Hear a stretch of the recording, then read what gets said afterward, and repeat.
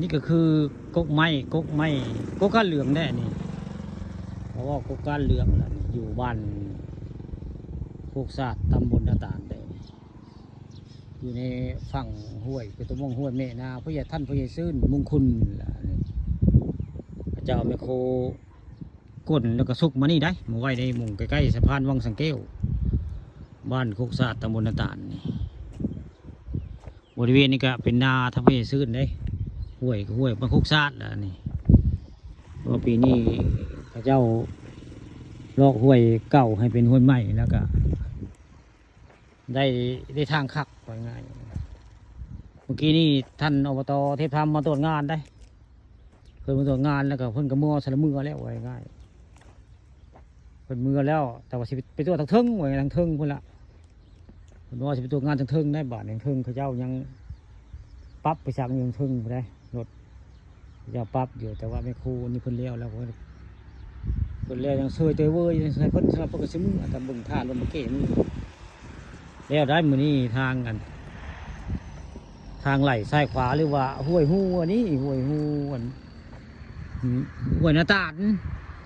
จะอยู่บ้านคำค่าโคกซาดห้วย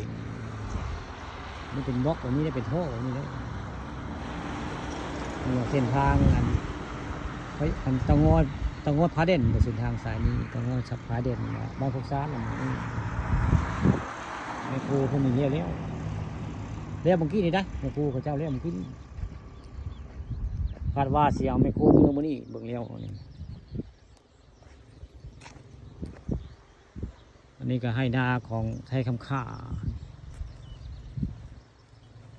นาให้นี่เกือบวัดให้นึงว่าไงหมองนี้เมฆโคกอันเขาเจ้าได้ทางเนาะ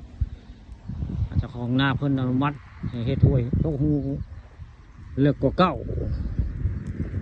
แล้วก็กว้างกว่าเก้าพร้อมและกว้างคือว่า3 เมตรบ่กว้างหน้าปากห้วย3 เมตรแล้วก็ทางก็กว้างก็3 เมตรแต่ละข้างรวมแล้วก็เป็น9 เมตรพุ่นแล้วตอนเช้ามื้อนี้ข่าบานคำเลยเอามาให้เบิ่งห้วยนาตาลบ้านโคกศาสตร์บ้านคำข่าแต่เจ้าของห้วยนาตาลห้วยนี่ผู้ใดเป็นฮอดผู้ตาบ้านนาตาลบ่ได้ห้วยนี่บ่ได้สั้น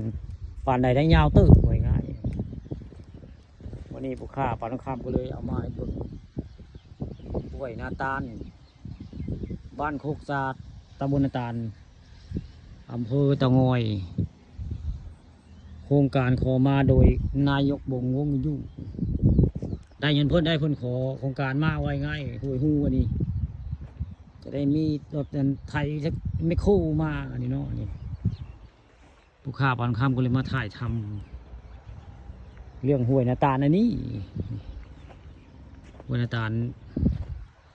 บ้านกับของข้าโคกศาสตร์อันนี้ไม่คู่กันกระถาจะชิมือแต่เบิ่งตารถมาเอาแต่เบิ่งมาเลี้ยวนะคักแล้วบาดจะบ้านผมขาโคกศาสตร์ได้ทางไปให้ไปนาคักแล้วบาดปลูกเขื่อนปลูกซ่านใส่ก็ได้ไว้ง่ายมีทางเร็วเขาว่าภาษาบ้านเฮาก็ว่าซ้ำดินตาบอดเขาบอกมีทางเข้าบ้านนี้มีทางเข้าแล้วโอ้ยนะดินตาดีเขามีทางเข้าเด้ใครจะไปปลูกเขื่อนปลูกซ่านก็ได้บาดมันมีทางแหละมีทางเข้าทั้งออกไว้ง่ายแต่ก่อนยังว่าบ่มีทางเข้าได้เป็นห้องน้อยย่างเข้าไปเนาะบ่มีทางแบบนี้บ้านนี้มีทางแบบนี้แล้วท่านนายกวงเพชรมาให้แบบนี้แล้วโครงการมาใส่แบบนี้แล้วนี่มีทางมีทางห้วยกระลึกโอ้คักมาดิเพิ่มที่ตึกป่าบ้านโคกศาสตร์คักห้องตึกป่าตึกเหเสมงคักใจบุคคลแล้วใช่มันตึกเหมงนี่